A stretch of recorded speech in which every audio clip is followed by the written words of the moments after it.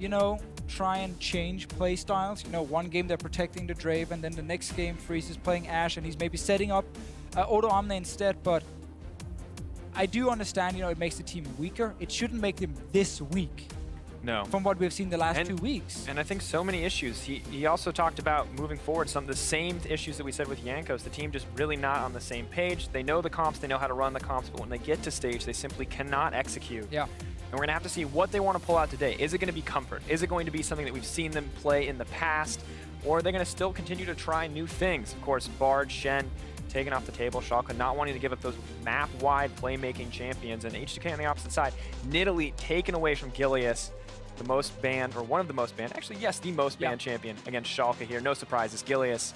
When you let him carry, when you give him the opportunity to do so, this team can be so terrifying. And this pick and ban phase does affect Gilius and his champion pool quite a bit. If you notice the Nidalee ban and then Shalke responding with Elise ban. The reason they're banning Elise here is because they didn't plan on first picking a jungle. Otherwise, they could easily just first pick Elise, take it away from Jankos, but clearly they're looking at either Vladimir, which now removed, I would say Karma, then steps in as the next normal choice. I'm actually a little bit surprised they put so much value here on the Rek'Sai first pick, when you consider the fact that there's quite a pool now of junglers who are actually viable. Like, Olaf is still available, and he's often considered one of the absolute strongest junglers. So I want to see if Shalke is in fact stealing anything away from Jankos if they're removing a specific comfort pick. I don't feel like Jankos is running out of choices here. No, definitely not. I mean, Lee Sin, even a pick that we saw Fnatic run earlier today. There's a lot of things that are open in the jungle pool. Like, I want to see Karma here. I always want to see Karma in first rotation. I think she's fantastic. I think she's even better now on 6-13 with the new support items. Like Ardent Sensor on Karma is fantastic when you shield the entire team. Just as an example, you know, she really benefits from it. So we often see something like a Karma Jhin or a Karma Sivir rotation where it's like full focus on mobility, and then later on you can take an Olaf for your jungler.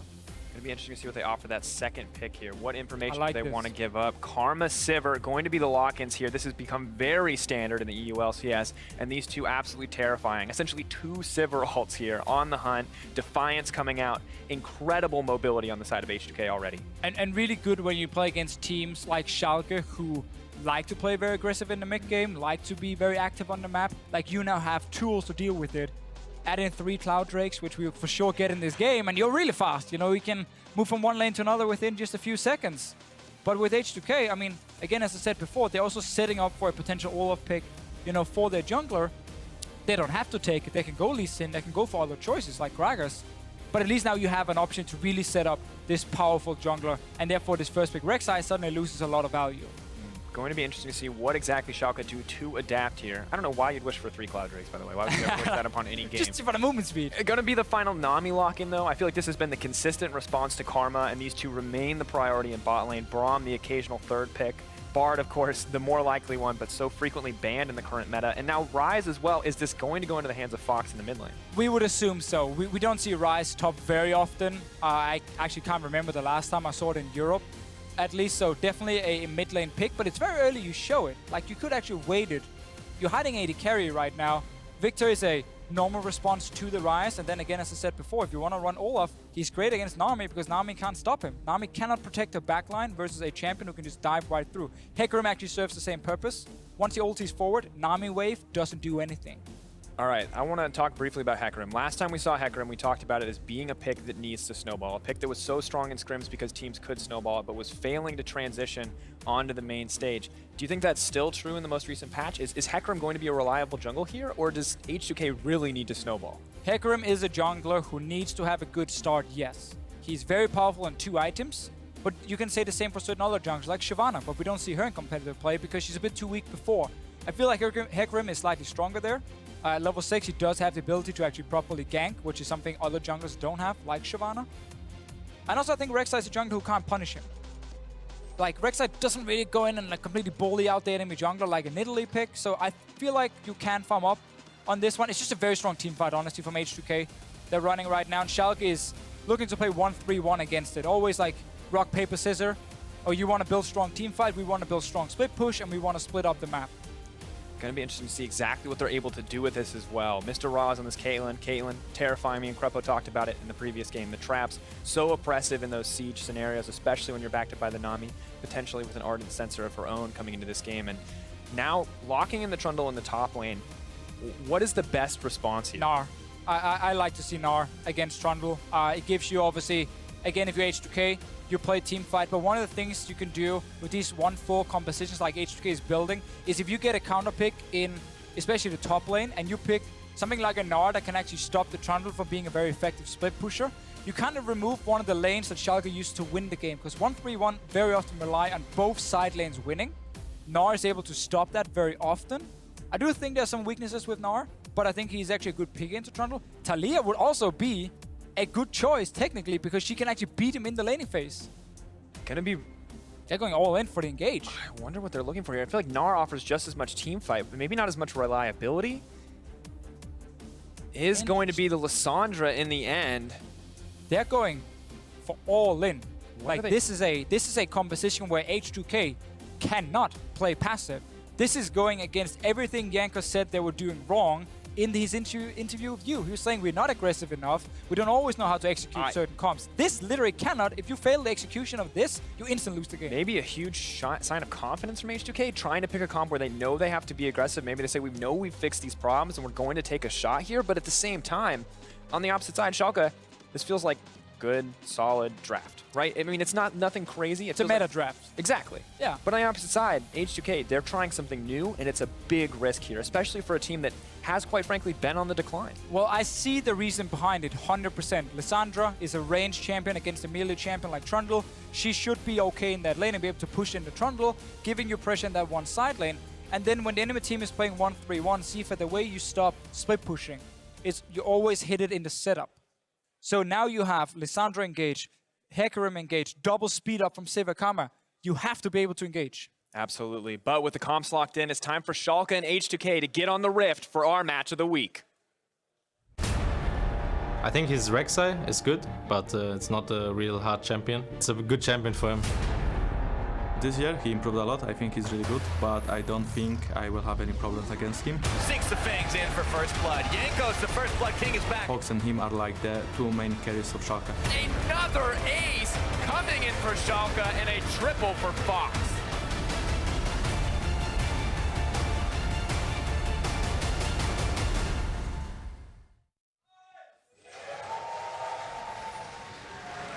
Ladies and gentlemen, this is it. The final set of day one here in week 6. And what better way to end it than with our match of the week, Shalke and H2K taking to the rift. What are we looking here for, Deficio? Is this going to be the lane swap? How are these teams going to match up? Lane swap wise, I mean, Schalke's bot lane is extremely strong with the Caitlyn Nami.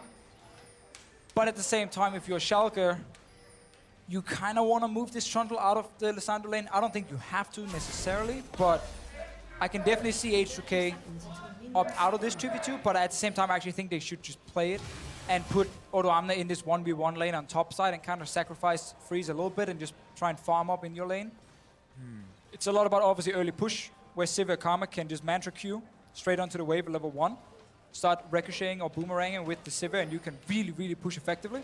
So oftentimes you see teams try and start in the enemy bush and push them away so they don't get that first push on the wave, and then you can kind of deny them early on.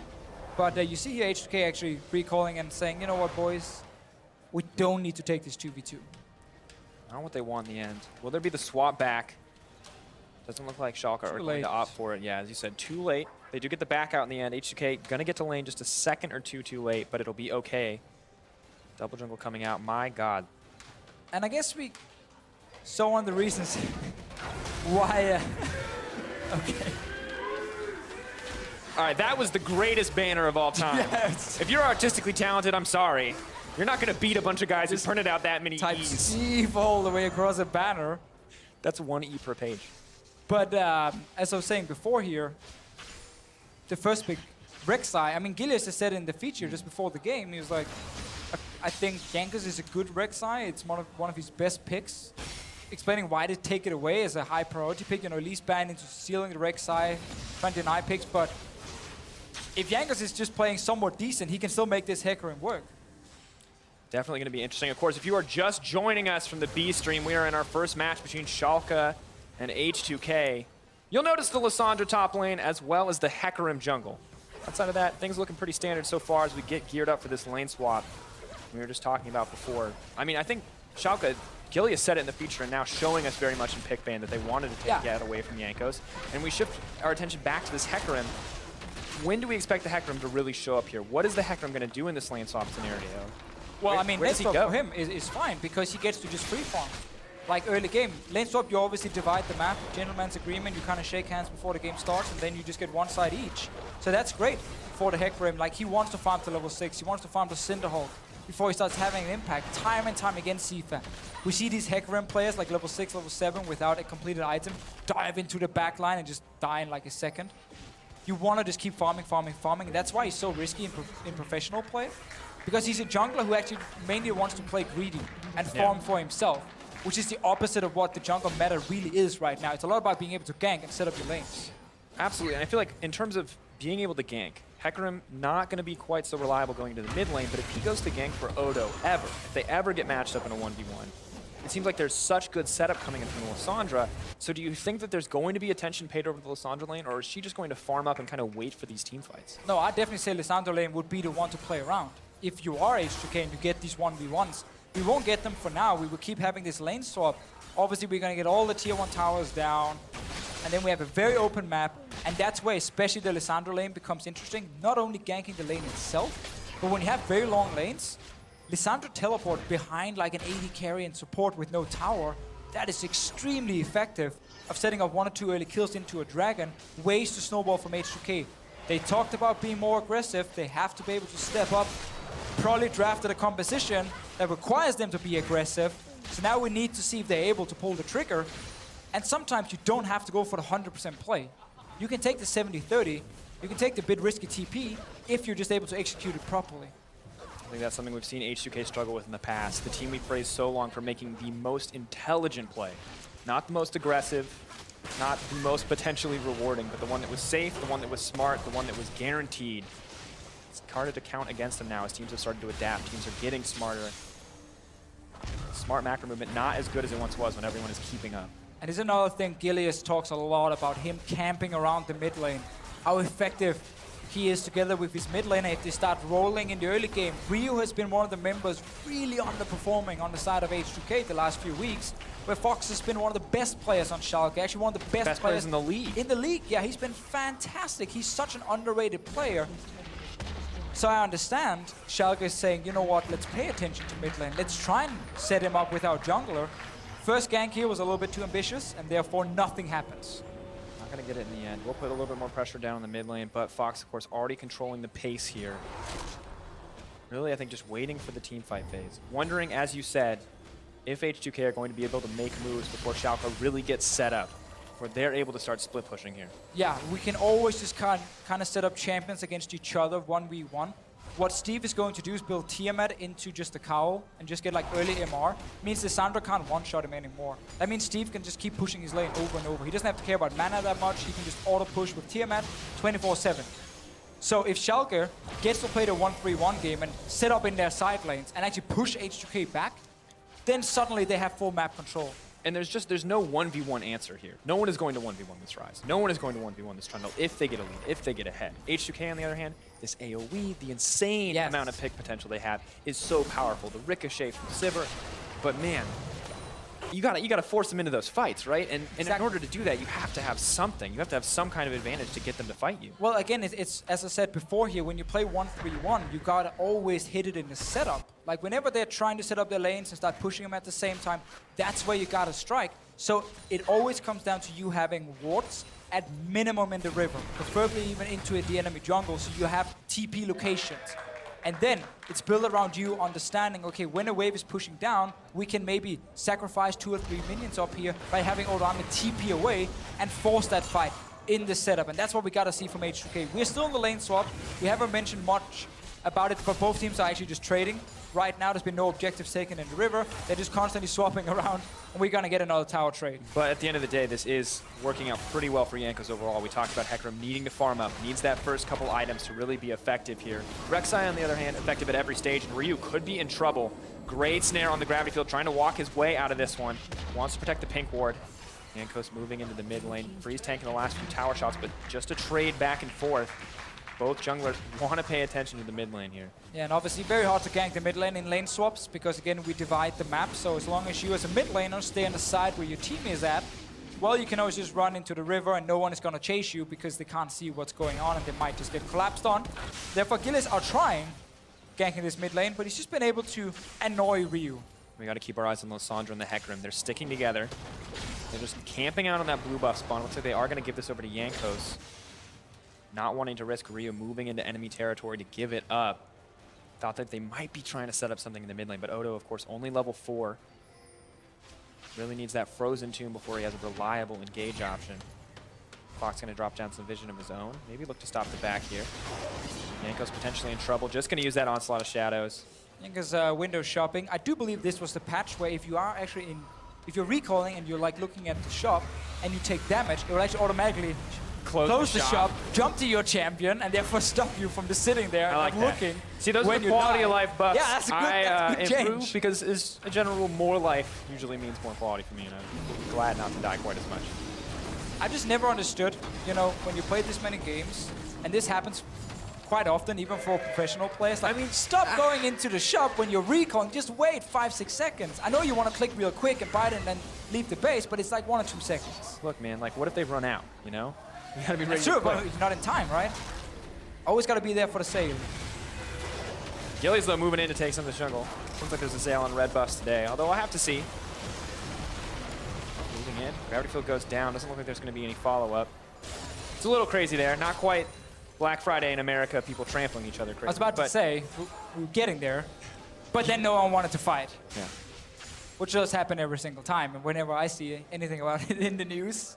I mean, why would a giant shopping tape be in the news otherwise? Like, this person found a really good deal. Oh, that's great. That's wonderful. And then she got tackled by 5 other women. Yeah. Have you ever been there? It's insane. Did you start a fight? No, but I've watched someone get punched in the face. Black Friday is crazy. Did you punch? No. No. Why? Why? I don't understand. I don't understand why anyone. Deficio, I saw this T-shirt and I had to have it. Just instant sucker punch. To be fair, when I got this shirt from our stylist, you were looking pretty angrily at me. I mean, I've been in Europe for a little while, so the urge here? to hit people to solve my conflicts is slowly dwindling. Good. Learning. Glad we're changing you. One step at a time. And let's see what happened here before, because Shalke were obviously swapping around again. They thought they could keep playing the lane swap game, but this time H2K put down the foot, said no more tower trading, actually sent Freeze over, defended, obviously allowed Shalke to invade in and contest the red buff, but now we're kind of even on the map one more time, except for the fact Shalke does have to deal with this wave on bottom side, opening up the river for a free dragon. So slight advantage for H2K once the lane swap is now officially over. Technically they never end, but... I mean, and really slight advantage here, but do you think it... I mean, we want to nip it in the bud when it comes to the 1-3-1. We want to stop it in the setup. But what's the line between stopping it in the setup, not letting this team get rolling, and making sure the Hecarim has enough time to scale? What is the break point here? Are we waiting for 2 items? Are we waiting for 3? I don't think you have the time to wait for 2 items. I think now you're sitting on Cinderhole, like complete like a Phage as an example, and then you honestly have to be able to respond. But it also requires Shalke to obviously start setting up this 1-3-1. You can see right now, it's still the Ryze in the mid lane. You want to complete Rod of Ages before you start moving into side lane. You want to really make him powerful in the 1v1s. And that's where H2K now, I mean, from this moment on, technically, they should be ready to fight. You got level 6 Lisssandra, you got level 7 on Hecarim, like you have your hard engage tools. Now you're waiting for Shalke to start setting up and overextending. And then we always got to look for these wards. At minimum in the river from H2K. Right now, Shalke has a good control around the river. Has very good control around the river. But it's by no means putting H2K under pressure just yet. The Ryze is now coming with his Rod of Ages. I'm glad Fox agreed. Get that 1 item, then you can move. But he has no tower here. Like 2 towers are going to top lane. As a Ryze, Lisssandra TP in deep. Like look at the ward he placed around the blue buff of Shalke. That could be a potential location for Odoamne if he sees this Ryze push out on his own. Waiting for this aggressive play. Waiting for those aggressive TPs. H2K, they have so much vision, and they're starting to move in deeper and deeper to control this side of the map. Let's see what happens. Gilius doesn't look like he's going to get caught out. Jankos running forward. Maybe looking to get an aggressive play there, but MrRallez and the rest of Shalke just buying the time.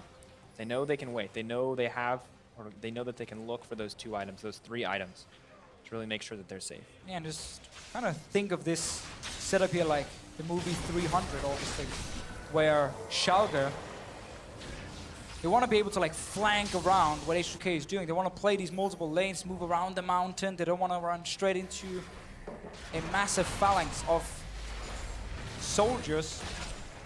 But if they're never able to actually find the route around because they constantly just walk into these fights, get 5-on-5, you know, constantly get engaged on, then H2K will be stronger. But if we ever see Shalke start moving around, putting pressure on multiple lanes, suddenly you walk from bot lane to mid lane and you appear behind H2K, and then it's very, very easy to take down Sivir, it's very easy to take down Viktor. Like, these picks are so weak if you can start flanking around them in lanes, and then they lose all the value. But they're very, very strong if Shalke is trying to run straight at them. Then suddenly H2K's composition will be fantastic, especially the Viktor pick. He's so good when you run at him. Zone control, the laser, and this is interesting because I feel like this is where we have a mismatch, is because, yes, Viktor is so good when you move into him, but Hecarim, Lisssandra, Sivir, Karma want to move forward. Yeah, it's to stop, again, the split push. It's to stop the 1-3-1 from ever being set up. Now you can see in your minimap how Shalke have 2 members in the side lanes, and they're actually pushing them past the river. That's a good spot, but this is where H2K needs to respond, and that's why they're rushing through the river here, trying to catch out the Ryze. The channel time has been increased. Is it going to be enough? Moves in. Oh, Your nerf is going to be what wins the day for H2K as they push in to shut down Fox. It's a cross-map play, and it takes a long time to run him down, but Fox is going to fall for first blood. And that's exactly what we talked about, Tsepha. You saw how Shalke were finally pushing past the river. That means their 1-3-1 is soon in place, charging the cannon is ready to fire, and then H2K reacts in time. They rush up the river, the new extra time, the 1 second extra on TP, costing the dear Ryze his life. Yeah. But good reaction from H2K, and that's exactly what we need to see. They had control in mid lane because they got to push away first, and that allowed them to roam up and stop this split push. Yeah, if you just let yourself get isolated like that, the cavalry is going to run you down. Hecarim, I mean, really, I think at the end of the day, the single nerf to TP changing so much in the way that that played out. Maybe H2K took into account, maybe not. But what we know is that they made a risky move, blowing ult early, just trying as hard as they could to get there, and it does work out for them in the end. And this is the thing to always understand with 1-3-1. Just pushing your side lanes is not enough. If you don't control the mid lane, they can roam. They're ganking Rio now. Oh, knockup goes in, bubbled, the chain CC comes out, but they don't have the damage. Freeze, stopping the engage in its tracks. But as I said before here, if you don't control the mid lane like Shalke didn't do before, then H2K can always roam through the river with this very mobile composition. Karma, Sivir, Hecarim, like so much mobility on these champions. So Shalke needs this Caitlyn with a Hurricane to push up the mid lane first, put her down to 5 traps, and tell Rio you're never gonna wait for this at the time. You're gonna sit back at your tower, then you can start moving your Trundle and Ryze further forward in the side lanes, and then you control all 3 lanes, and you stop H2K from ever roaming. Then you force H2K to hard engage with like TPs, coming in from Lisssandra, Hecarim popping ulti. Like, that's the kind of engages you're gonna force, and then it becomes much harder for H2K to even take the fights, compared to run 3 members through the river, straight up and just killing a Ryze who's on his own. Yeah, and the question is, can they rinse and repeat there? Can they get more? Can they continue to extend the small advantage that they do have? Not even 1,000 gold backing them up after that kill. And I'm just looking at MrRallez right now. He's actually maxing his Q on Caitlyn. That's a big mistake when you play 1-3-1. In lane swaps, you put 2 ranks in your Q, maybe add a 3rd one, and then you max your trap from there. Because it's so important you can set up this mid lane. As I just talked about, you need to stop Viktor and Sivir from just freely walking up and wave fling every single time in mid. You need to push them back to tower and then keep them there with full Caitlyn traps. It's going to be 3 more levels before he can max out that second ability, assuming that he does opt to go for the Orbital Snap There's traps. 0 traps here right now. He has no control in the mid lane at the moment because he can't stop these guys from walking up and clearing the wave. Absolutely not. And you can see the split pushing continuing to happen, but while Ryze pushes in the bottom, Lisssandra pushes in the top, and it's just this battle of give and take across each of the waves. Shalke taking a lot of poke here. And now we have a situation where Shalke is stuck as 5. They're suddenly running around mid lane as 5. They have no pressure in side lanes. This is great for H2K. This is where their composition can shine. We're gonna get a fight around this dragon. Fox maybe looking for the flank here. Is just going to back up his team. A little bit of poke damage down. But H2K can look to fight if they want to. They're going in! Oh, Jankos goes over the wall. Gilius potentially caught out. In goes Lisssandra. Flash into Fox. They want to shut down the All-Star for the team, and Gilius left alone. H2K taking control. The Chaos Storm running down Shalke. I like this game, Sivir, because we get to see what happens when you misplay a 1-3-1 composition. No control in mid lane means no control in side lanes, and suddenly Shalke find themselves 5 members just sitting and waiting for H2K to engage. And we see a team now who's suddenly not afraid. They're going in. Not at all. Gravity field thrown down. The claw coming out as well. Suddenly it's Shalke who are afraid. Shalke who have to back off because they cannot afford to get caught out. H2K picking up the spoils. 3 kills, a almost 3K gold lead, and a Mountain Dragon now as well. What can Shalke do to come back after that? Well, I mean, once you start losing as a split pushing comp, you often find yourself in a situation where you can't really do anything other than hope for an enemy mistake.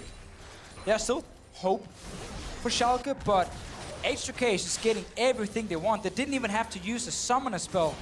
Oh, sorry, a global. Like, they didn't have to use the teleport here. Just a great call, going straight for the Ryze to split off. He's standing too far to the side. And when you have this much engage, you can always reach the back line. And this is what we talk about. H2K, they want to play as 5, man. They love this. It's only if Shalke is splitting up, they're actually in trouble. And Shalke has misplayed this composition right now and are getting punished for it. And H2K are just so terrifying. Even if Steve eventually becomes this unanswerable split push threat in team fights, yeah, he can probably kill an AD carry if he's left alone, but it only takes 3 or 4 seconds for H2K to get off all of their damage and start blowing people up. And look at the build from Steve. He's not even going early Tiamat, meaning his wave push is actually not very strong. He's going to be very slow whenever it comes to pushing out these waves here, meaning the pressure he's going to apply comes in much later. It's easier for H2K to set up these traps. And it admittedly, Now finally getting the Tiamat. This is going to be good. Should have been the pressure. first. Yes. Should have been Tiamat into the cowl, into his MR boots, and then we can start looking at all the items, because that's like your early call for having pressure in that lane. Double TP is ready, Tsepha. So now we're looking at Shalke. This is your chance. If they mess it up one more time, I think the game is over. Double TP. The Rek'Sai ult will be available soon as well. Odo, the lone TP on this team, the lone global bit of pressure. Baron spawning shortly. H2K setting up. They know they can win a team fight if they can force Shalke to fight them. Look at the vision control here from H2K. It's nearly immaculate. I mean, so much vision control. Did On the Hunt just get burned? Heard it from Freeze. They're running back. It's just rotations. Faster rotation. Faster. Because they're not getting cloud drive. I mean, yeah, there's not. We've seen 2 mountains. We're going to see a 3rd. Yeah. Why would you jinx it, Deficio? Like, this is where you gotta pop Sivir ulti and cooldown. Just to make up for the lack of cloud Drake. I mean, clearly, we're It is losing a out in a buff second Drake, every Sivir. time they back. It's a buff Drake. 25 movement speed on 1. It's actually much better now. So, I like the buff. Does that go through this patch? Yeah. Wasn't it 6-13? I'm pretty sure. All right. I mean, I can guarantee you that get buff this patch. Let's see. Well, Professor Deficio here goes and double checks his homework. I can actually not guarantee you. Yep. This was a patch where it got changed. Yep. Why did it really got changed? Was it on PPE then? Yeah, it was PvE. You made the classic caster mistake. You looked at the patch ahead of the patch you're playing on. I feel for you. So close, man. I mean, you just really wanted to, for the first time, to say Cloud Drake is awesome, unsarcastically. I wanted to You're be just the not gonna get first it. one to say it, announce it, and I messed it up. Yeah, not only did you jinx it, we have 3 Mountain Drakes now. Damn. PPE tricked me. That's what you get, man. Well, Cloud Drake still sucks. Good. It's good that we took a couple minutes to sort that out. We're back, boys.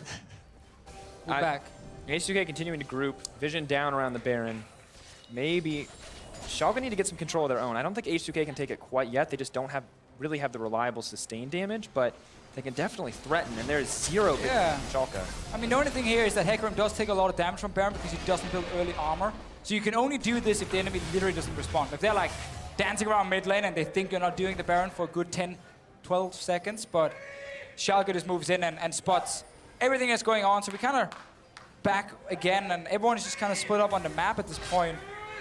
But as long as Odoamne can sit here in the side lane and just keep Steve in check, it allows H2K to always push up mid. We have now hit a point where MrRallez has 4 ranks in his trap. Still not perfect yet, but at least he gets a bit more control around mid lane. It's just, I think, they wasted too much time, honestly. They have allowed H2K to hit a point where Hecarim is soon on Trinity Force. Odoamne is rank 2, now has second rank in ulti. He's rank 2, he's rank 2 in ulti. He's rank 2, he's ranking up.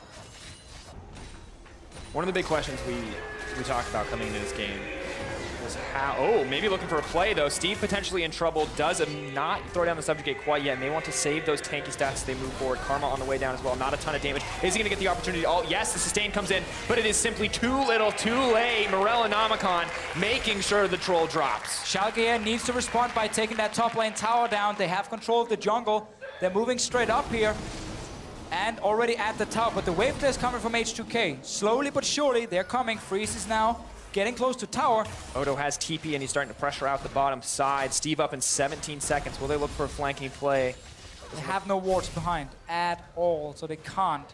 In the end, H2K settled for 1 kill and managed to wave clear all of the top side minions. But now they have no vision control around the Baron. Bush being pinged out by Fox. Will they set up the bait here? And you saw how many members H2K had to spend on killing just one guy in that side lane. And this is again the power of Schalke's composition when they're managing to split up H2K. They simply won't have enough damage to just take down Steve in time. All of that AoE just wasted when you use it on a single target. So much less efficient. However, H2K continuing to get these little kills, continuing to extend their advantage, approaching the 3K lead once again. If they ever win a fight, it's going to be so easy for them to start breaking inhibitors. Baron up and available to them. Double Mountain Drakes, maybe looking to make it a third. I mean, 30% increased damage to those towers. They have the position for it at the moment, trying to see if they can stop this wave from bottom side to push up. Odoamne should be top lane right now, though, defending this tower, keeping even. But right now, Sprattel is at Baron, so Shalke is actually going to give this dragon over to H2K for free. They're trying to trade it for tower here. The reason Odoamne is so afraid of staying on the tower, like it looks weird, he's constantly moving around the minimap, it's because he has no vision in his jungle. So he's actually respecting Shalke here, saying, you should normally dive me if I'm under this tower. So I'm going to constantly step away and just give it to you for free. But they're going for Gilius. Gilius potentially caught out, could not be saved. Tidal Wave to look for the disengage. Gravity Field not going to find any purchase. H2K poking and prodding at the front lines of Shalke, looking to find a way in. Not going to get it today. Shalke backing off unscathed. We really need to see H2K get some sort of control on top side. The tower is still alive, so that's great. Mid tower is still alive, that's fantastic. When you play against 1-3-1 comps, losing your mid tower is so bad for you. So the fact that H2K has just been able to constantly push the wave in mid has allowed them actually a lot of freedom around the map, despite constantly being pulled to side lanes. They have that mid tower as safety every single time. And now they're starting Baron again. They don't see this ward though. Just outside. Definitely spotted out. Steve's TP is available. Now they're looking to disengage. Can they pop Gilius before the fight actually begins? He's locked down. He's knocked out. H2K with the man advantage. Are they going to push for more?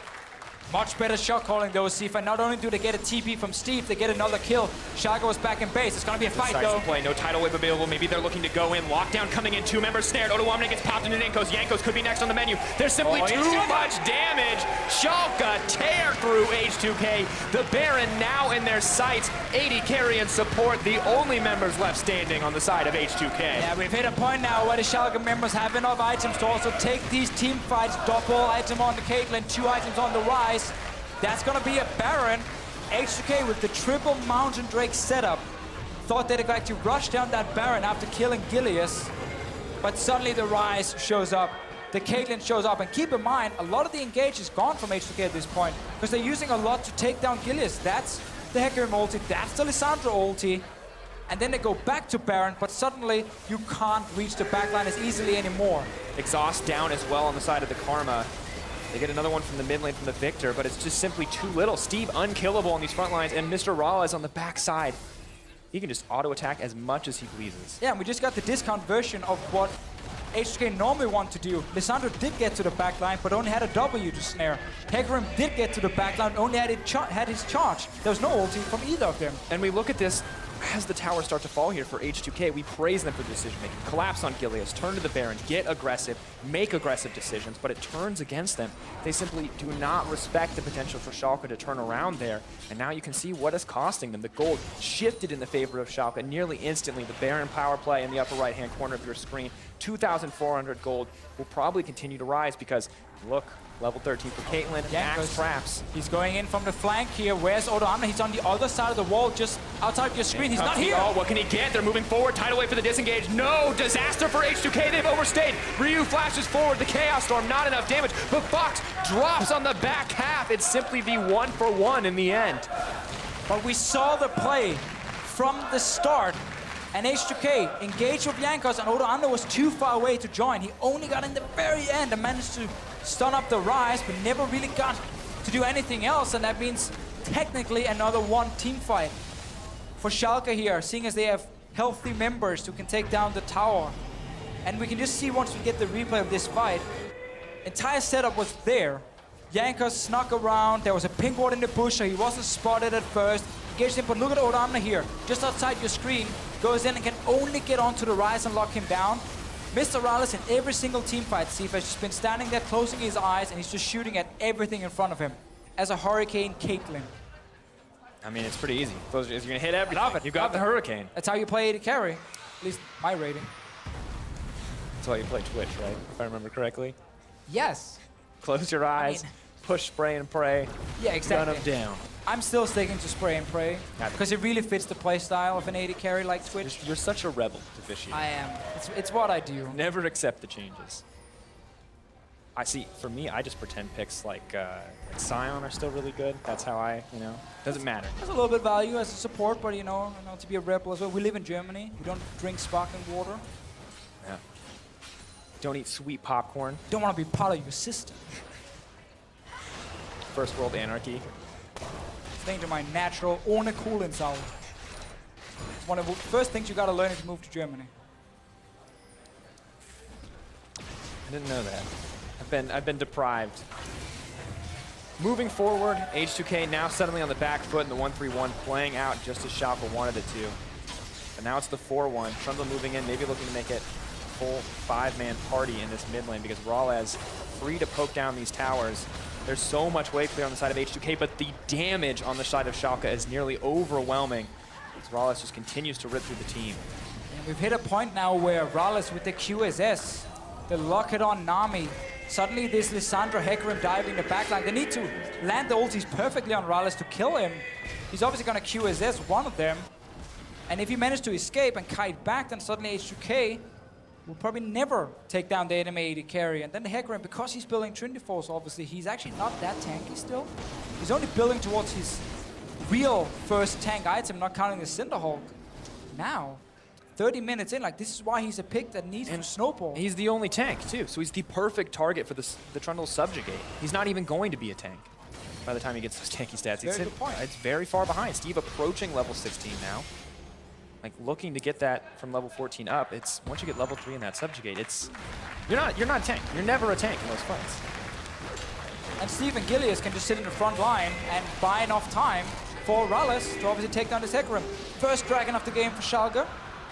They get one as well. Next one will be Elder Drake, so we actually won't get that many dragons in this game because the first one went down fairly late. I mean, at the same time, if H2K can ever get an Elder Dragon, H2K, we're at the point in the game where winning a single fight can decide so much. The inhibitor lines haven't been broken, so H2K haven't lost too much here. Well, that's true. However, I would say they've actually lost almost everything because they were pretty far ahead. Shalke misplayed in the mid game with their 1-3-1, allowed H2K to get some really good setups for fights that triple Mountain Drake. If you can just hindsight it. And think back, being like, if H2K had just gotten that one kill and said, that's enough, let's push a tower instead, because we can't just set up this dragon, or this Baron, sorry, because you don't have Lisssandra ult and Hecarim ult. They run one of these comps, like shotgun compositions that rely so much on that first big hit. And you gotta reload after where you're not really doing anything, and that's the thing with Lisssandra and Hecarim, they rely so much on their ultis. And I think the issue here is that, when we talk about the team, we look at the multitude of interviews we saw coming out from H2K about how the team is functioning. Jankos said, we want certain members to play more aggressive. We want people to play more aggressive. People are playing more aggressive. Yeah.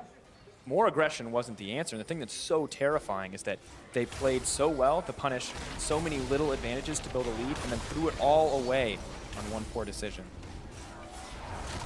And now we have, once again, Steve just sitting with no fear in this side lane. Lisssandra can't kill him, like, at all. Not even get close. She clears the wave and she heals up Trundle. Yeah, it's basically it at this point.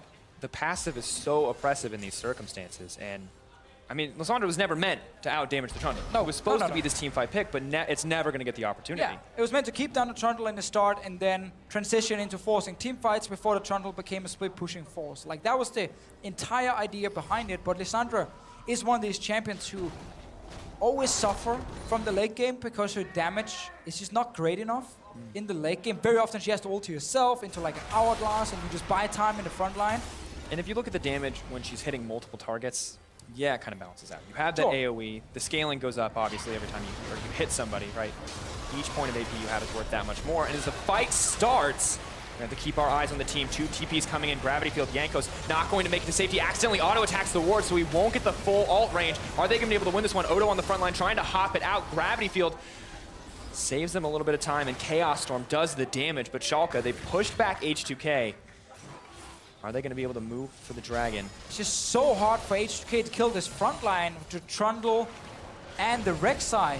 They're all so afraid that if they step too close, then suddenly a Ryze will flash onto them, snare one guy and kill them. Like, defensive options on the side of H2K is a Karma Shield.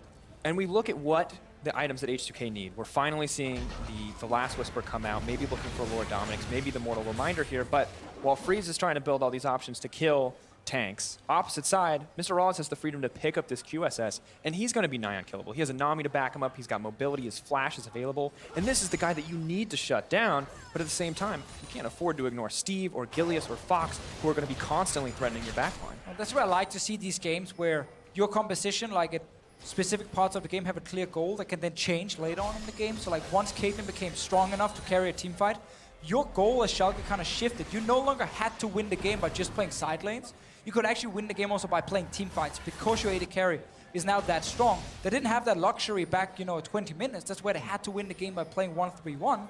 They still have double TP. That's why they can put pressure on side lanes.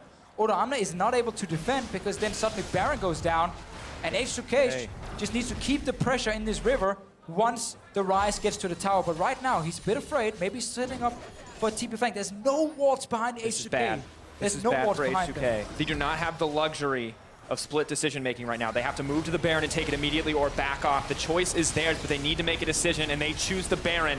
They're looking to give up an inhib for this, but what can Schalke do? Beautiful tidal wave to predict the back out from H2K, and suddenly they're in trouble. Ryze is TPing in. MrRallez, no! The misclick! It cost them so much. Suddenly H2K own the team fight. Fox, will he fall down? Jankos falls on the backside. Fox looking for the outplay. What can he do? He's going to drop in the end. Freeze is still alive. The AD carry is down. Odo's looking to make his way out of the fight. H2K, can they pull ahead? Gravity Field drops. Steve set to fall next, and one misclick from the AD carry of Shalke cost them everything. Such a big mistake from MrRallez, and even getting close enough for the Lisssandra to reach him was the first mistake because he didn't even have to. They were already winning the fight. They pushed pushed H2K away from the Baron. They had full control of the fight. He stepped too close. Lisssandra got onto him, and then the misclick right after with the net. Gilius is hiding behind. Maybe he's trying to just scare H2K away, even though it's only him and Sprattel at this point. Not exactly a deadly combo. The opportunity to back out. They ripped through the tower. Only 2K difference between them, and let's watch this one more time. All right, so right now, if you're Schalke, you already forced H2K away from the Baron without even using teleport. MrRallez just needs to stay really far back, but he steps too close, gets engaged on, then misclicks the net, forcing the Ryze to TP in, and now suddenly you end up losing almost everything as Schalke. They could have just waited, let that inhib fall. You already pushed H2K back. That was the perfect situation for Schalke. But two big mistakes, meaning that H2K are still in this game. And this is how close this game is. Sprattel played that fight perfectly. A beautiful predict on a tidal wave. Great bubbles coming in left and right. You can see Jankos in the replay screaming. But as we're focusing on that, a member of Schalke is going to drop. Gilius gets over-aggressive, gets picked off. Here's the question. What is H2K's next move? Big item for H2K completed. GA now for Jankos, meaning he can buy a lot more time, allowing Ryu and Freeze to take down this front line. It's right now a game where H2K are diving the backline of Shalke and trying to buy time for Freeze and Ryu to take down Steve, to take down Gilius, or for one member of Shalke overstepping. And then suddenly H2K can now win fights again. They have Hourglass, GA, Tsepha, they got enough here. They've got a limited window to make something happen here, though. When Gilius respawns, he will have the ultimate available. Will be able to return to the fight. He has a tunnel. Yep. They're pinging it out. They're ready to go in. Baron the choice. They're giving up the wave in exchange for this. The trinkets are going down. Triple Mountain Drakes backing them up. Gilius in 2 seconds. They gotta finish it. Gilius Just up finish now. it. They just need the Kinnis. They can't pull off. They need to get it. Baron goes down for H2K. Vander in trouble on the backside. He is going to drop. Oh, look at Fox MrRallez. is locked up, but he does so much damage. A shutdown for MrRallez. He's uncontested. He cleans up H2K. They get the Baron, but MrRallez gets the team. Another fight where H2K are not able to commit to the right targets. If MrRallez is standing in range of your carries, you gotta go for MrRallez. You can only buy time if he's standing really far back and not hitting your Viktor, not hitting your Sivir, but he was standing in the perfect position, getting hurricane shots on all the squishy members of H2K. Easy team fight for him. And the armor bonus means nothing here. Gilius happy to tank it up as they look to break the first inhibitor. Can they finish the game? Jankos, the lone defender, against the 5-member strong Shalke. He ults in. He knows it's done for. The tower's steadily starting to fall. Everything has gone wrong for H2K. It started so well, but at the end of the day, Shalke absolutely out-execute. Exhaust coming down. Can they buy the time? Can they turn this around? 2 members hitting the base. MrRallez hitting the base. Will he drop? He's going to drop. Can they turn it around? They're so low. They have the CC. Can they turn it back? Triple kill. Jankos going in. Oh my God! It's happening. Another one. Quadra kill. And EU just keeps delivering. Odoamne straight teleport to the bottom lane. Massive wave. The rest of H2K running down the mid lane. Look at this army here in the bottom side. 40 seconds on some of the Shalke members, 35 on a few. Will they turn it around? Will they end the game? Can H2K turn it back? Rushing. Odo, he has the power of 3 Mountain Drakes. His team moving in to rally behind him. The timers are counting down. Shalke, is this it? Was it the one disastrous decision that cost them this first game? We're gonna have to find out. I don't think they have the time. Sprattel up in 8, counting down 6.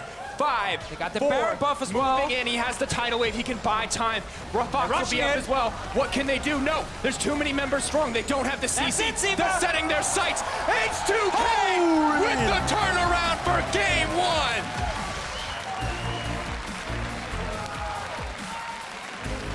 1. Insane turnaround. The Nexus, one hit from any member would have killed that Nexus. We get the fantastic situations where you always gotta go back and watch the replays. Did anyone miss an auto attack? Did someone cancel an auto attack in there? What? It's always you, right? Why is it always me? Every time. Well, we all get a turn, apparently. Krepo got a turn on the crazy game. It's your turn for the crazy game. You got 2. Now I got 1. I got 2 now. This is your first. Yes. Maybe next game will be the follow-up. Yeah, I mean, I'm gonna try to. Okay, that was some League of Legends. That was some high-stakes League of Legends. yes, very back and forth. H2K and Shalke, not afraid to gamble on the game there. So entertaining, though. I mean, this was 40 minutes, a lot of action, cool things in the early game as well. Like, we had this entire situation where Shalke was setting up 1-3 once. They failed it. They got punished. H2K looked great. We were praising them, saying they were more aggressive. Then a mess up at the Baron. Shalke is back in the game. And then we get a one-team fight where MrRallez nets the wrong way and, like, turning points. And I feel like Nexus not dying in the end almost fit the game. 45 HP left on that. 45. Came in. And if I remember correctly, from the G2 game that Krepo and I casted versus Vitality, went down to 34. This is like a consistent thing. Less than 50 HP left on the Nexus in EU. And absolute insanity. But H2K, crazy first game. They've taken that nail biter here over Shalke in this best of 2. Let's go to a bit of a deeper dive here on the analyst desk into exactly how they managed.